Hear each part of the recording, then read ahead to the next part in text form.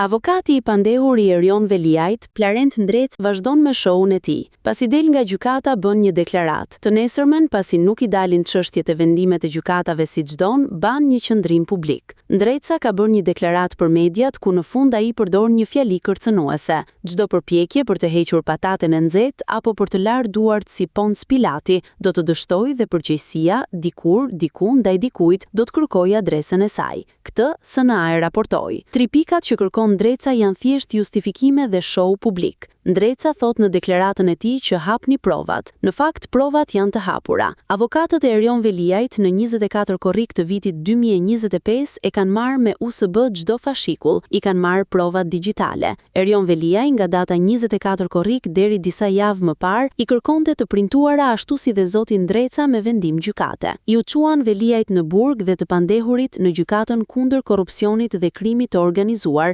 Plarent Ndreca. Tani thot se i do prap digjitale.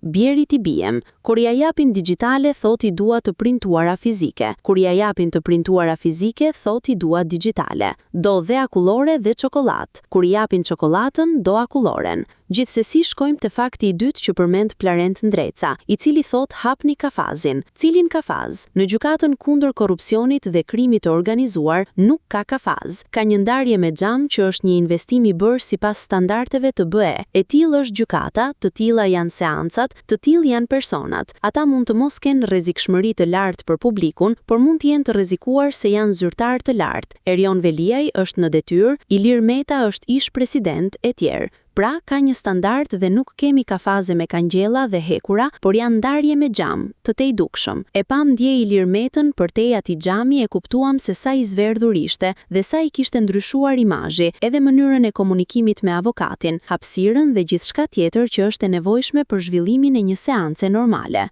Tani gjykata kundër korrupsionit dhe krimit të organizuar tha se Ilir Beqaj mund të ulet pranë avokatit jashtë kutisë së xhamit, por dhe kjo bëhet me vendim gjykate, jo me qefin e të pandehurit Ndreca apo Veliaj. E treta, hapni kamerat. Cilat kamera? Për çfarë arsye? Që të intimidohen dëshmitarët, bashkëpunëtorët e drejtësisë, gjyqet ndaj Erion Veliajt, Ilir Metës apo kujt do tjetër janë të hapura. Çdo qytetar ka të drejtë të shkojë, mediat janë atje prezente, por nuk lejohet të transmetohet live në televizion. Kjo është e gjitha. Ktu është diferenca. Tani duan dhe kamera që të bëjnë show. Show ka në Top Channel dhe TV Klan, nuk ka në Report TV dhe tek Tema e Mero Bazes. Show është Big Brother me kamera live, është ferma VIP, jo gjykata kundër korrupsionit dhe krimit të organizuar, dhe kështu janë standardet e çdo gjykate europiane. Qëndrimi publik ndaj gjykatës, ndaj vendimeve të saj, apo argumenteve që jep në lidhje me çështje të ripërsëritura si i duam provat në formë digjitale që i kanë marrë një herë, i duam të printuara që i kanë marrë sërish dhe në atë lloj forme, tani i kërkon prap në formë digjitale. Lojra, apo heqja e xhamit ndarës që e quajnë kafaz, që është një element sigurie sipas standardeve europiane dhe mëtej tek hapni kamerat, ku në asnjë vend të Europës në gjyqe të tilla nuk ka kamera që transmetojnë live. Jo në Europë, por as në SBA.